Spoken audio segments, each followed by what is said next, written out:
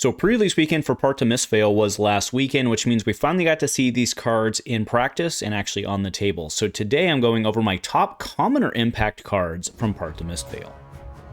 A huge shout out to our channel members for supporting what we do here. If you want to get involved with the channel and the Dice Commando community, please consider joining as a channel member. Remember, these videos are only possible with your support. You can show that support with a like, a subscribe, and by leaving us a comment and sharing your feedback. Community first, and go Commando. Hey there, my flesh and blood friends. Welcome back to Dice Commando and another installment of Dice Commando here on the channel, enjoying your midweek commoner stuff. And of course, we are continuing the conversation about Part the Mistveil. Of course, pre-release was last weekend. The big release is this weekend. Then on top of that, on Sunday, we have another commoner crawl series here in Portland. It was not an accident. We intentionally put it on the Sunday following release because we thought that might cause some chaos and be fun. And see what people could do with the new stuff. And hopefully we'll see what the new people can do with the new stuff. So either way, it'll actually be on the west side this time. That's right, west side boys. Don't have to cross a bridge. But either way, it'll be at the Nebulous Tap Room. And I've also organized a trading session, a foil trading session. If you're like me, you've got a bunch of foils in your binder, even like foil Majestics that you don't necessarily use or do anything with. And you've got others that you're looking for. Let's get together and trick out each other's decks. So moving into today's topic, that's right, the top commoner cards from Part to Mistveil from my perspective. Okay, now I do want to be clear, there's a pseudo order in this. This is not like this is number one, this is number two, but there's definitely a major impact at the front, then kind of leading towards the end. So I have to lead off with Battlefront Bastion, specifically the yellow version. All right, so this is a 3 for 6. When this defends alone, prevent the next 1 damage it will be dealt to you this turn. It defends for 2. Okay, so it effectively defends 3. Okay, so again, we'll talk yet again about my love for a card like Raging Onslaught. Right, cards like this do very, very, very well. Remember that in Commoner, you're not dealing with Herald of Triumph, so poppers, poppers are 6 again, right? Because you don't have to worry about the -1 on that. So this card, I think, is going to, with the presence of Aria, functionally, if it's defending alone, it defends for 3. If you combine, it doesn't, right? So there's a little bit of a risk there. But functionally, I think this will just move into Raging Onslaught's spot. And it's better, I believe, because of Aria and the Kodachis and Go Wideness and stuff like that. I think that's where you're going to see this fit. You know, specifically if you play this like on the second Aria Kodachi, right? You'll take the 1, defend the 2 here, then that 1 prevention will carry on the next. And if they come with a 4, you only need to block with a 3. And there are other types of scenarios in which it's also really good. Okay, so, I mean, similar scenarios in which it's really good. So I see this card straight up moving into many folks' popper slot. I need to decide whether or not it's going to take out freewheeling Renegades in my Kassai or not. Because I used to run Raging Onslaught in that. Went to freewheeling. I don't know. This is a tough call, actually. But again, it's a very good popper, and this is going to be a major impact card. All right, next up is Water the Seeds. So this is a generic action, but it's basically a ninja card. I mean, that's not entirely true, but kind of, because it's real clicking at the base ones, and this is going to work really well with Kodachis. Or I should say daggers, right? 1 for 3. So what you do with the Kodachis, right, with an Aira, is you go Kodachi 1, then bring this in, so it comes for 4 on breakpoint, and then it gives your next Kodachi a 2, which is just dirty, because then they have to decide whether or not to block inefficiently on a 2. This card's just really good. It's really good. And again, to be clear, it's not a ninja card, right? There are other heroes out there that could, in theory, use it. But I think in Commoner, functionally, you're going to see this mostly done with that. I mean, maybe there's a new play there, maybe, but I think she's got enough stuff. And, you know, let me know in the comments below if there's other stuff that you see this falling into that's not ninja. I completely acquiesce that. But I think this one probably goes into Aira, like right out of the gate, I would think. All right, next is Intimate Inducement. So this is the first on the list of talent cards. But this card is, I didn't realize how good this was. And again, I want to steer you back to the conversation we had last week with Alex, aka Ashen Wings TCG. Apologies for the stutter there. But Intimate Inducement. All right, so I didn't realize how good this was until you pointed it out. So I honestly looked at it and I was like, oh, +1, meh. But you get to do stupid stuff. You get to snipe. I mean, regardless of whether you choose it to be a 0 or not, you get to go snipe one of their good things that they need. Right? Take away their blues, take away their ability to pay. Really good. Really good. I think she runs this a lot. And by this, she obviously runs the red, probably runs the blue, yellow maybe, maybe not, but really, really, really good. And again, it's a 0, it's an attack reaction, which they need to trigger other things. Good card. Right, next up, I do have the Beckoning Mistblade. Again, I know it's a Mystic, requirement, so it's only good for new, but this thing's really good with, coming in for 1 and threatening the go again. It's just functionally good.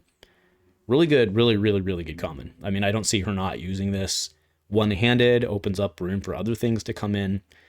Very, very strong. Now, do keep in mind that a lot of the other daggers within the suite are M's, so you can't play them. You do have Spider's Bite, and also let you run Arcane Lantern or something like that, right? And have the offhand to get up your AB. Okay, so that's really cool.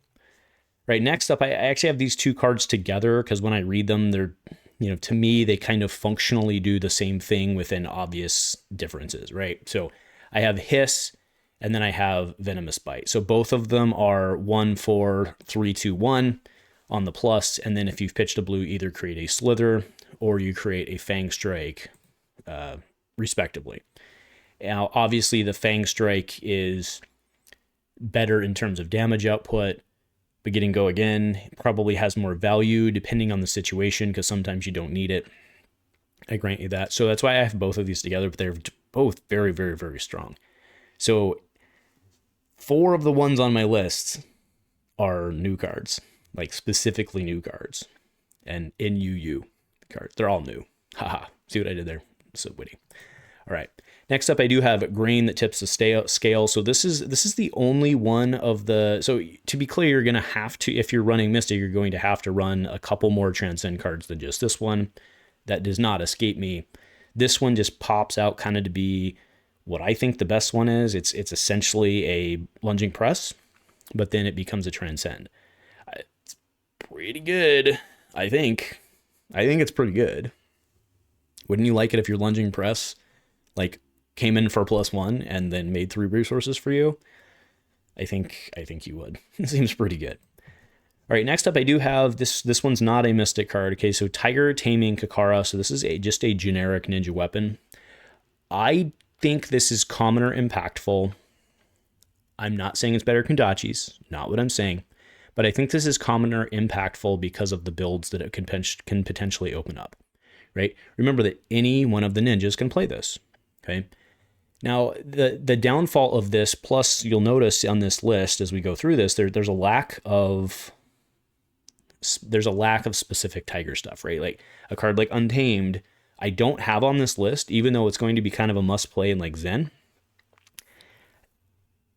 The stuff where it gives a bonus to a Tiger without creating a Tiger, that's rough. It's a lot of sequencing to just kind of do what Ira can do anyway, right?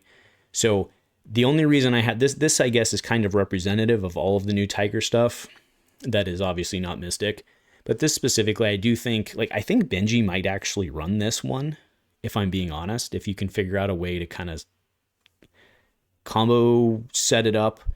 There's an argument for Benji to running this one. So again, I think this one belongs on here, not necessarily because it's going to be a tier 1 card, but because it's going to really open up, I think, a lot of the potential build space. So I think this one deserves to be on here. Right, next I have Droplet. So if you've played another, so this is a 0 blue. Okay. Good for, it has 2 attack. And if you played another blue card this turn, it gets +2 attack. So this is a 0/4 blue. Obviously, you're only using it, now it only fends for 2, but to be clear, you're only using this in a deck that's specifically meant to use it. So I'm not saying that Droplet's going to get windmill slammed into, I don't know, Zen Kadachi build or something. It's not what I'm saying. But I do think like with a new or something like that, like being able to like do your thing and then come 0-4, I think that seems pretty good. So I've got this one on there. There's some other blue ones like Unix Blue gets +2 and stuff like that, which are above rate for them being blue. They are above rate for them being blue in terms of what they can do. But I think and to be clear, there's a whole series of the droplet of there's a whole series of the get +2 if you've played blue, right? A whole series of those cards. I just like the fact this one's a 0. But again, keep in mind that the only ninja that can play it right now is Zen. And I think he wants to play the Kakara. I think. Maybe not. We'll see what the kids do. Right. Next, I have single-minded determination. So it was pointed out, so Alex brought this up as being a strong card last week. I agree with it. It was brought up, of course, that this is not an instant, so it does consume your action point. But the fact that this comes in, I think this is still really good. Right? So it's just Illusionist, by the way. Now, I don't know necessarily what that does for you. I mean the weapons, right? See, there's definitely things there, right? Because I've seen people playing like Iris and Orb builds already in Commoner. I think this is pretty good, even if it doesn't have that. Even if you can't attack with the turn you come in, it's pretty good. I think it's pretty good. Okay. All right. To round this out, I did want to kind of give a tip of the hat to some of the equipment. Now, all of the equipment, with I think one exception, which is the Tiger Mask, I believe it's just the one, are Mystic. Okay, and a lot of them are very specific. They all have the stealth thing, which is, I think, it's kind of weird. I don't know how that's going to play out. I honestly can't wrap my head around it yet. So, but a lot of those are like, if you have 1 health left, do this really cool thing.